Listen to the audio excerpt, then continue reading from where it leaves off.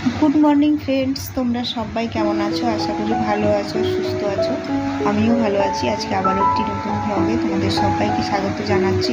I hope ব্লগটি ভালো লাগবে। তো সকালবেলায় ঘুম থেকে উঠেছি, আজকে 6টা নাগাদ ঘুম থেকে উঠেছি। উঠে ফ্রেশ হয়ে নিয়েছি, আর এদিকে চা করে নিচ্ছি। তো প্রথমে গুটি মরিচ দিলাম, একটু আদা দিচ্ছি। গুটি মরিচ আদা দিয়ে চা করে নিচ্ছি। সকালবেলায় লিকার চা মানে খুব ভালোই লাগে। দুধ চা খেলে গ্যাস করে যায়, তো তার জন্য দুধ চা খালি পেটে একদম খাওয়া হয় না, ওটা বিকেলে খাওয়া হয় অল্প কিছু খাওয়ার পর। তো এখন যেহেতু বিস্কিট চা আর চিড়া ভাজা থাকবে, এটাই এখনের খাওয়া। আর তারপরে আজকে যেহেতু স্কুলে যাবে 10টা নাগাদ, আমাকে রান্নাবান্না কমপ্লিট করতে হবে। তো আজকে রান্নার চাপ নেই, একটাই রান্না করব ভেবেছি, সেটা হচ্ছে ডিমের ঝোল বা ডিমের কারি যা বলতে পারো।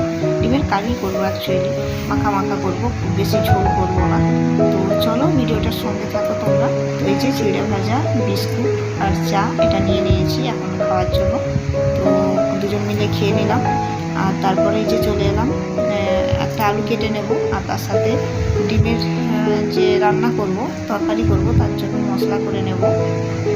দেখো ক্যামেরাটা কিভাবে ফিট করেছি, মানে অর্ধেক দেখা যাচ্ছে অর্ধেক দেখা যায়নি। আমি না বুঝতে পারিনি, মানে ঠিকঠাকভাবে ক্যামেরা মানে সেট করা সেটা আমার এখনও হয়ে ওঠেনি। ভিডিও করছি এতদিন ধরে করতে পারিনি, তো তোমরা একটু মানিয়ে নিও। তো এই যে একটা আলুকে খুব ছোটো ছোটো করে কেটে নিলাম, কেটে করে ভাবছি একটু মশলা করে নিলাম। মশলা বলতে পেঁয়াজ কুচি দেবো, আর হচ্ছে টমেটো, আর তার সাথে বাটা মশলার জন্য হচ্ছে একটু আদা দেবো, রসুন দেবো, আর একটু হালকা পেঁয়াজ কুচি দেবো। আমি না পেঁয়াজটা একটু বাটাতেও দিয়ে দিই, কেন বলো তো, তাহলে মশলাটা খুব সুন্দর বাটা হয়।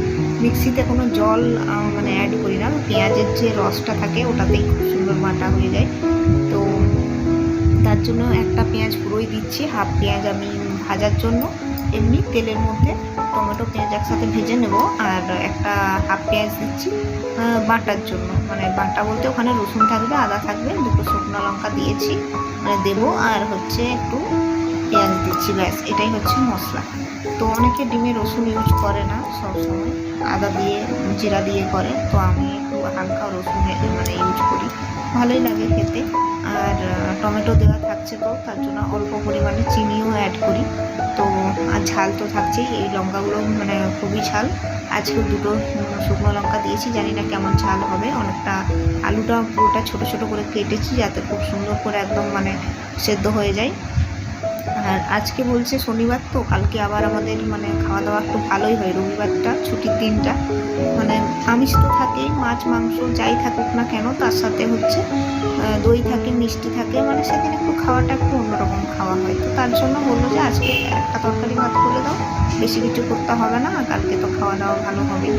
আর ডিম যেহেতু সবসময় থাকেই, মানে আমাদের ট্রে করে ডিম নিয়ে আসা থাকে, তো যখন তখন ডিমের কোনো কিছু মানে সেরকম খাবার না থাকলে যখন তখন ডিমের কারি, ডিমের ভাজা, আবার কোনো দিন ধরো সবজি হলো, কিছু আমিষ হলো না, সেদিন দুটো ডিম ভেজে দিলাম সাথে, এইরকম মানে খাওয়া দাওয়া হয়। আর আমার এখানে না প্রচুর গাড়ি মানে যাওয়া আসা করে, রাস্তার সাইডে বাড়িটা হওয়ার জন্য, মানে এটা ভাড়া বাড়িতে থাকে। তো সত্যি কথা বলতে এত আওয়াজ হয়, তোমরা একটু মানিয়ে নিও। সবসময় তোমাদের মনে হবে আমার মানে এখানে আওয়াজ হতেই থাকে, কিন্তু বিশেষ করে দিনের বেলায় যেহেতু আমি ভয়েসটা অ্যাড করছি, তার জন্য আরও বেশি করে মনে হয় হচ্ছে।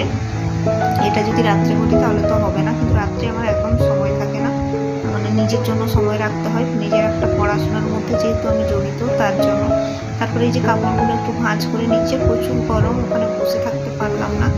তো ভাবলাম বাসে ভাত হচ্ছে, হয়ে যাক, আর এদিকে ততক্ষণে মানে আমি জামা কাপড়গুলো ভাঁজ করে নিই, আর তারপরে ডিমটা সেদ্ধ হচ্ছে। জানো তো প্রচুর গরম, বাইরে একদম মানে টেকা যাচ্ছে না। কয়েকদিন হলো একদম বৃষ্টি নেই, তো এত বাজে অবস্থা যে কী আর বলবো। তো বৃষ্টি না হলে আর কি ভালো লাগে বলো তো, মানে শরীরেও ভালো লাগবে না। শরীর স্বাস্থ্য তো আমার দুদিন ছাড়াই খারাপ হচ্ছে, জানি না, আর শরীরটা প্রচুর দুর্বল, মাথা ঘুরছে, মনে হচ্ছে যেন শরীর ভেঙে যাচ্ছে। তো কী যে করবো, ডাক্তার দেখাবো। ভালো খাওয়া দাওয়া কিন্তু করছি, এমন নয় যে খাওয়া দাওয়া করছি না। ফল কলাটা আমি খাই বেশি, আপেলটা একদম পছন্দ করি না, আর মৌসুম্বি লেবু দু একটা এরকম খাওয়া হয়, ব্যাস। খেজুরটা খাওয়া হয়, খেজুরটা ড্রাই ফ্রুটসের মধ্যে খাই, কারণ আমার একটু রক্তাল্পতার সমস্যা আছে, তো তার জন্য। তো এই যে তারপরে রান্না করতে চলে এলাম। ডিম টিম একদম সেদ্ধ হয়ে গেছিলো, ছাড়িয়ে বেশ সুন্দর করে হাফ হাফ করে ভেঙে নিয়েছি। আর ডিমটা ওইভাবে রান্না করবে, দেখবে গোটা না করে তোমরা যদি এরকম ভেঙে রান্না করো তাহলে কিন্তু স্বাদটা আরও ভালো আসে। তোমরা কারা এভাবে রান্না করো আমাকে একটু কমেন্টে জানাবে। আর ধনে পাতা হলে মানে ধনে পাতা কুচি হলে তো খুব ভালো হতো, তো এই সময় না ধনে পাতাটা একদম আমাদের এই পাশে উঠে না, তো তার জন্য আর করিনি। আজকে একটা তরকারি ভাত করে নিচ্ছি। তো পুরো ভিডিওটা তোমরা দেখো, প্লিজ লাইক করে দিও আর আমার সঙ্গে থেকো। আর যে বন্ধুরা আমার ভিডিও পুরোপুরি দেখে আমার চ্যানেলটা সাবস্ক্রাইব করেছে তাদেরকে অসংখ্য ধন্যবাদ।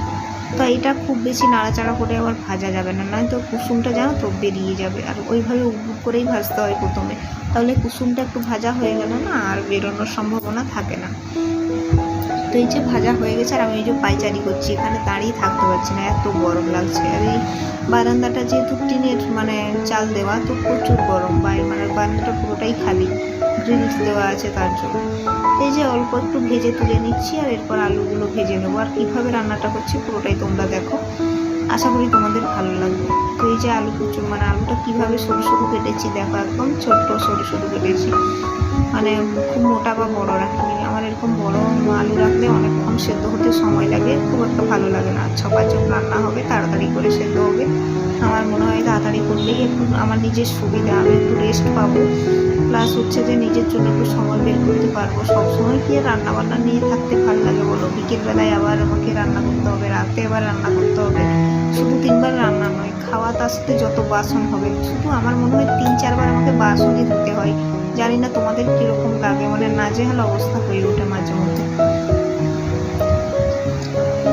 তারপরে এই যে একটু পেঁয়াজ আর টমেটো দিয়ে দিলাম এবং একটু লবণ অ্যাড করলাম, যাতে হচ্ছে টমেটোটা খুব সুন্দর করে একদম গলে যায়।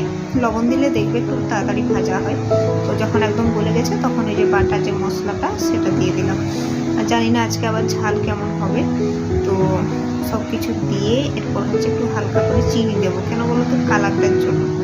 আর টমেটো বা কোনো কিছু টক জাতীয় জিনিস যদি মানে তরকারিতে তোমরা দাও, অবশ্যই একটু হালকা চিনি অ্যাড করবে, দেখবে মানে টেস্ট খুব সুন্দর আসে। টমেটো হলে তো অবশ্যই চিনি দিতে হবে, কারণ ওটা টক, তার জন্য আর কালারটার জন্য বিশেষ করে। তো এরপর আলুগুলো, ভাজা আলু যেগুলো, সেগুলো দিয়ে খুব সুন্দর করে এটাকে এখন কষিয়ে নেবো। খুব সুন্দর করে কষিয়েছি, গন্ধটা খুব সুন্দর ছেড়েছে। এরপর হচ্ছে পরিমাণ মতো জল দেবো যাতে এটা সেদ্ধ হয়ে যায়। আর তারপরে মানে ঝোলটা ফুটে গেলে ডিমগুলো দিয়ে দেবো, আর একদম মাখা মাখা হলে নামিয়ে নেবো। তো ব্লগটা খুব বড় করলাম না, এতদূর পর্যন্তই রাখলাম। তোমাদের যদি মানে ভালো লাগে অবশ্যই লাইক করো আর শেয়ার করো। আর প্রত্যেক দিন আমার ভিডিও 10:30টা নাগাদ তো মানে আপলোড করা হয়, তোমরা অবশ্যই চোখ রাখবে আমার এই চ্যানেলে প্রত্যেক দিন আমার লাইফস্টাইল দেখার জন্য। তো ততক্ষণে সবাই সুস্থ থাকবে, স্বাভাবিক থাকবে। আজকের মতো পর্বটা আমি এখানেই শেষ করলাম।